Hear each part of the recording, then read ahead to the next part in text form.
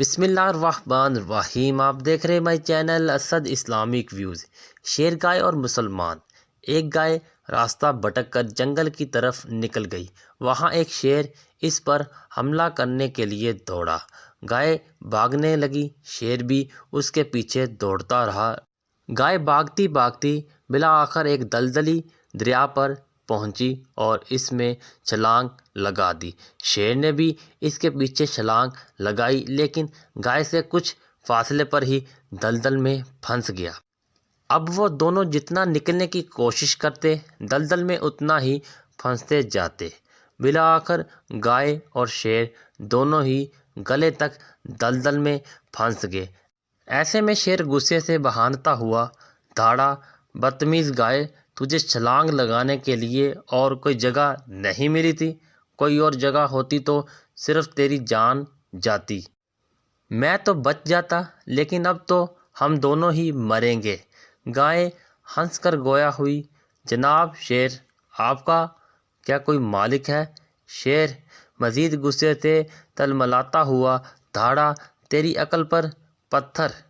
میرا کہاں سے مالک آیا؟ میں تو خود ہی اس جنگل کا بادشاہ ہوں، اس جنگل کا مالک ہوں۔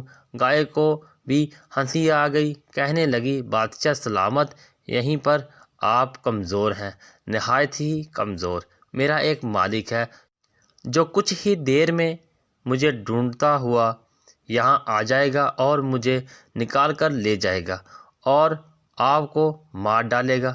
پھر گائے زور زور سے آوازیں نکال کر اپنے مالک کو اپنی طرف متوجہ کرنے کے لیے پکارنے لگی۔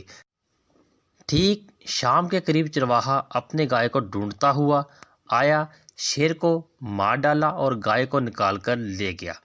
آج ہم مسلمان بھی اس گائے کی طرح بھٹک گئے ہیں اور شیر نما دشمن ہمارے پیچھے لگا ہوا ہے، جبکہ ہمارا بھی خالق ہے، ہمارا بھی مالک ہے جو زبردست اور حکمت والا ہے۔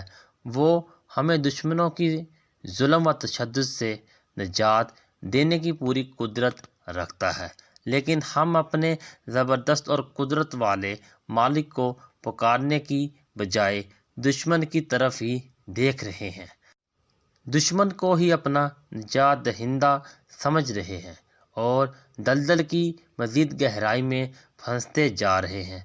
اسد اسلامک ویوز ویڈیو کو شیئر لازمی کریں، ایک بار درود شریف پڑھ دیں، چینل کو سبسکرائب کر دیں تاکہ ہماری حوصلہ افزائی ہوتی رہے۔ ملتے ہیں نیکسٹ ویڈیو میں، تب تک کے لیے اللہ نگہبان۔